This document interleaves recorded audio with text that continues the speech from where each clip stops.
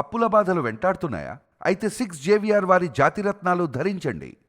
Hi hello నమస్తే, welcome to మనం TV. ఇప్పుడు మనతో ఉన్నారు ప్రముఖ పొలిటికల్ అనలిస్ట్ అంకంరావు గారు. ఒకసారి వారితో మాట్లాడే ప్రయత్నం చేద్దాం. నమస్తే సార్. నమస్తే సార్, ఎంపీ మిథున్ రెడ్డిని అరెస్ట్ చేశారు.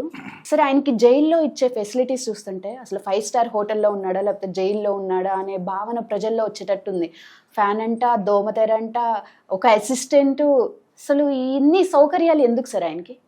అంటే పెద్దిరెడ్డి రామచంద్రారెడ్డి కొడుకు, అపర కుబేరుడు. ఓకే. రెండవది జగన్మోహన్ రెడ్డి ఆత్మ. అందులో అనుమానమే లేదు. ఎందుకంటే ఈ మద్యం కుంభకోణం కావచ్చు, 5 సంవత్సరాల గనులు కావచ్చు, ఇసుక కావచ్చు, ఏదైనా సరే మొత్తం అతని చేతుల మీదుగానే జరిగింది. మరి అందుకోసం అని చెప్పని న్యాయస్థానాలు ఆశ్రయిస్తే న్యాయమూర్తులు ఇలాంటి అవకాశాలు ఇస్తున్నారు. అంటే ఏ ప్రాతిపదికన అతను అదుపులో తీసుకున్నారు? నాకు చిన్న ధర్మ సందేహం. మామూలుగా ఏ ప్రాతిపదికన అతను అదుపులో తీసుకున్నారు? ఇప్పుడు ఏ ఆధారాలతోటి అతను కారాగారంలో ఉంచారు? ఉంచమన్నారు ఈ 14 రోజులు. అంటే ఆధారాలు లేకుండానే అతను 14 రోజులు ఉంచమన్నారా? మరి ఆధారాలు ఉన్నప్పుడు ఇన్ని వెలుసుబాట్లు ఏ విధంగా కల్పిస్తారు? అతనికి వయసా, లేకపోతే అనారోగ్యంగా ఉన్నాడా, లేకపోతే వయసు అంటే వాళ్ళ తండ్రి వయసా, లేకపోతే 78 సంవత్సరాలు దాటిన వయసా, నడవలేని పరిస్థితిలో ఉన్నాడా? మరి ఏ ఏ విధంగా అతనికి సౌకర్యాలు కలగజేస్తున్నారంటే భవిష్యత్తులో రేపు పొద్దున ఎవరిని అదుపులో తీసుకున్నా కూడా ఇలాంటి గొంతెమ్మ కోరికలే కోరతారు కదా. ఇప్పుడు అక్కడికి వెళ్ళినప్పుడు కారాగారాన్ని పంపించేది ఎందుకు? మీరు పరివర్తన రావాలని, నిజంగా తప్పు చేస్తే అతనిలో పరివర్తన వచ్చి పశ్చాత్తాపం చెంది న్యాయస్థానానికి అందరికీ సహకరించేసి తప్పులు ఒప్పుకుంటారనే కదా. మరి ఈరోజు ఇలాంటి సౌకర్యాలు మీరు అన్ని కలగజేస్తున్న తర్వాత అతను ఏ విధంగా ఆలోచిస్తాడు ఇంకా? అంటే ఇక్కడ చాలా స్పష్టంగా అర్థమవుతుంది ఏందయ్యా అంటే, ఒక్కొక్కరికి అంటే ధనం ఉండే వాళ్ళకి ఒక రకంగా, అంటే న్యాయస్థానాలు కూడా దీనికి అతీతం కాదు అనేది ఇప్పుడు స్పష్టంగా అర్థమైపోతా ఉంది. సామాన్యుడికి ఎటు న్యాయం జరగట్లేదు, అది వాస్తవం. ఎందుకంటే ఎవరైనా సరే ఓ జేబు కొడితేనో లేదా చిన్న చిన్న నేరాలు చేస్తేనో వాళ్ళకి 1 నెల 2 నెలలు లేదంటే సంవత్సరం లోపు కారాగారం నుండి బయటకు వచ్చే వెలుసుబాటు ఉంటుంది. కానీ వాళ్ళు న్యాయవాదులు పెట్టుకునే అవకాశం లేక, అంత ఆర్థిక స్తోమత లేక ఉంటే వాళ్ళ గురించి మాత్రం ఏమి పట్టించుకోరు.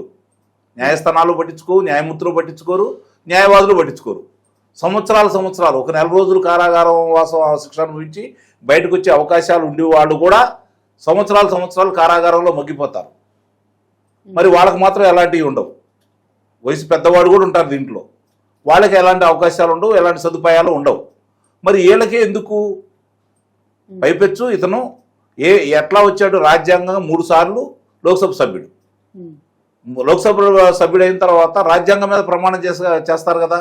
రాగద్వేషాలకు అతీతంగా తన పరిధిలో కొట్టిన ప్రతి అంశాన్ని కూడా న్యాయబద్ధంగా పరిశీలించి ఎవరికి అన్యాయం చేయను, ఎవరు పక్షపాతం వహించను అని చెప్పి మాట్లాడుతూ ఉంటారు కదా. మరి పైపెచ్చు ఇతను ఇంకోటి ఉంది, ఇతనికి లోక్సభ వైఎస్ఆర్సీపీ పార్టీ నాయకుడు, లోక్సభ పక్ష నాయకుడు ఇతనే. అట్లాగే 2-3 సందర్భాల్లో అతను లోక్సభాపతి స్థానంలో కూర్చున్నటువంటి వ్యక్తి కూడా. మరి ఇలాంటి వ్యక్తులకు ఆ పదవులు ఇచ్చేది? మరి ఆ పదవిలో ఉన్న వ్యక్తి తప్పు చేస్తే ఇంకెంత పెద్ద శిక్ష వేయాలి? అయితే గతంలో చూసుకుంటే చంద్రబాబు నాయుడు గారు కూడా అంతటి పెద్ద ఆయనకే దోమతెర అడిగినందుకే రంభా ఓర్వశి వస్తారా అని అలాంటి మాటలు మాట్లాడారు.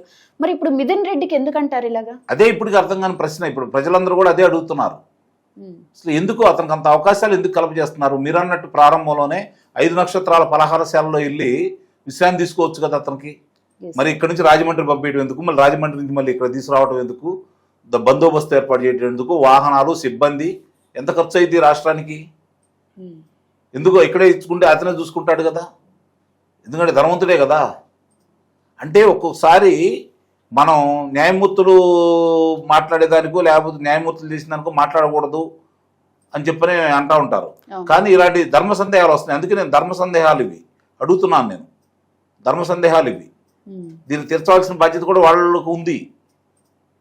ఈరోజు ఇతనికి అవకాశం కలగజేశారు అంటే నా అనుమానం ఏంటంటే, ఇప్పుడు ఇతనికి అవకాశం కలగజేశారు కాబట్టి తదుపరి రాబోయే జగన్మోహన్ రెడ్డి కోసం ఈ ఏర్పాట్లన్నీ చేస్తున్నారేమో అనిపిస్తుంది నాకు.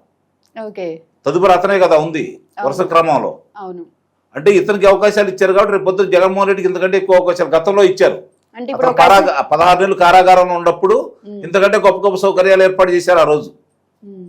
అంటే ఇప్పుడు ఒక అసిస్టెంట్ ఉంటే మిథున్ రెడ్డికి ఆయనకి జగన్మోహన్ రెడ్డి గారికి 5 అసిస్టెంట్లు ఇస్తారు. ఎక్కువగానే ఇవ్వచ్చు. లేదంటే ఇప్పుడు నేను అన్నట్టు అక్కడ దాకా వెళ్ళటం ఎందుకులే అని చెప్పని ఒక ప్రత్యేకమైనటువంటి గృహాన్ని ఎన్నుకొని ఇక్కడే ఉండండి మీరు అని చెప్పని చేసినా చేయొచ్చు. అలానే కనపడుతుంది చూస్తూ ఉంటే. అంటే ముందస్తులో భాగంగా వాళ్ళని ఇటు అదుపులో తీసుకుంటారనే నిర్ణయానికి వచ్చారు కాబట్టి అసలు ఈ మద్యం కుంభకోణం ఏంటి, దీనికి సంబంధించింది కనుక మనం చూసుకుంటా ఉంటే ఎంతమంది ప్రాణాలు కోల్పోయినాయి, 30,000 మంది ప్రాణాలు కోల్పోయారని చెప్పని మనకు ఉన్నటువంటి ప్రాథమిక సమాచారం. ఇది అక్కడ ఉన్నటువంటి ఆరోగ్య శాఖ వారు ఇచ్చినటువంటిది, లేదంటే ఆ మామూలుగా ఆరోగ్య బీమా కింద వాళ్ళు ఎవరైతే ఉంటారో, ఆరోగ్యశ్రీ పథకం కింద ఎవరైతే ఉంటారో వాళ్ళ లెక్కలే మనకు కనపడతా ఉన్నాయి. అవి గాక మధ్యతరగతి వాళ్ళు ఇంకోళ్ళు మెరుగైన వైద్యం అందించుకోవాలని చెప్పని మంచి మంచి వైద్యశాలలకు వెళ్ళేసి వాళ్ళు చేసుకుని ఎంతమంది చనిపోయారు ఇప్పటివరకు లెక్కలైతే లేదు కదా. మరి ఆ లెక్కలు తీస్తే ఇంకెంతమంది చనిపోయి ఉండొచ్చు. ఇప్పటికీ దగ్గర దగ్గర 30 లక్షల మంది అనారోగ్యం పాలయ్యారు.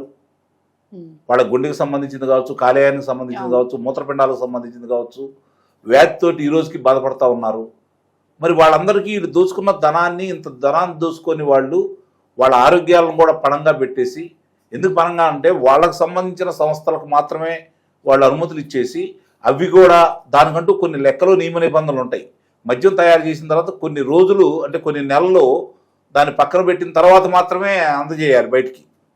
కానీ రెండో రోజు కూడా ఇచ్చేసారు వాళ్ళు. అంటే ప్రజల ప్రాణాలతో ఎవరైతే చెబుతున్నారు, ఇప్పుడు వాళ్ళ అధినాయకుడు చెబుతున్నాడు కదా, నా ఎస్సీలు నా బీసీలు అని చెప్పని, వాళ్లే కదా ఎక్కువగా మద్యం సేవించి, ఎందుకంటే రోజువారీ కూలి చేసుకునేది వాళ్లే కాబట్టి, సేద్యర్థం కోసం వాళ్లే ఉపయోగిస్తారు కాబట్టి వాళ్ళ ప్రాణాలు తీశారు. అంటే వాళ్ళు ఎవరైతే వాళ్ళకి మద్దతు చెప్పారో, ఎవరైతే వాళ్ళకి మద్దతుగా నిలిచారో, వాళ్ళ ఆరోగ్యంతో చెలగాటలాడి వాళ్ళ రక్తవంశాలతో వీళ్ళు వ్యాపారం చేసుకున్నారంటే వీళ్ళని మానవతాల దృక్పథం ఉన్నవాళ్ళు ఎవరైనా సరే మద్దతు తెలిపితే వాళ్ళకి మానవత్వం లేదని మనం భావించాలి. సార్, ఇప్పుడు మిథున్ రెడ్డి గారి రాజభోగం చూస్తే ఇతర నాయకులు ఏముందిలే తప్పు చేస్తే ఏముంది అనే భావన రాదంటారా? నిస్సందేహంగా వస్తుంది. అదే అందుకే నేను చెప్పింది, రాబోయే వాళ్ళకి వెలుసుబాట్లు ఇట్లా ఇవ్వాలని మీరు వాళ్ళు రేపు అడుగుతారు కదా, మిథున్ రెడ్డికి సౌకర్యాలను కలగజేశారు మాకెందుకు కలగజేయరు అని అడిగారు అనుకోండి, న్యాయమూర్తి కూడా కలగజేయచ్చు కదా. కాకపోతే అందరికీ వర్తించకపోవచ్చు. ఇది ఆ స్థాయిని బట్టి జగన్మోహన్ రెడ్డి ఆత్మ కాబట్టి అతనికి ఏర్పాటు చేశారని అయితే నేను భావిస్తున్నాను. మిగిలిన కార్యక్రమాలని కనుక మనం చూసుకుంటా ఉంటే ఈ కుంభకోణాలకు సంబంధించి వాళ్ళు 1,15,00,000 ప్రశ్నలు వేస్తూ ఉన్నారు. వాళ్ళ సాక్షి దినపత్రిక మాట్లాడుతూ ఉంది. అవన్నీ ఆధారాలు ఇవన్నీ స్పష్టంగా క్రోడీకరించిన తర్వాత న్యాయస్థానం ముందు పెట్టిన తర్వాత మాత్రమే ఈరోజు ఒక్కొక్కళ్ళు అదుపులో తీసుకుంటున్నారు. మరి నిన్నటిదాకా ఇదే మిథున్ రెడ్డికి వెలుసుబాటు ఇచ్చారు కదా, వెలుసుబాటు ఇచ్చేశారు కదా సర్వోన్నత న్యాయస్థానం. మరి ఈరోజు వెలుసుబాటు ఎందుకు ఇవ్వట్లేదు?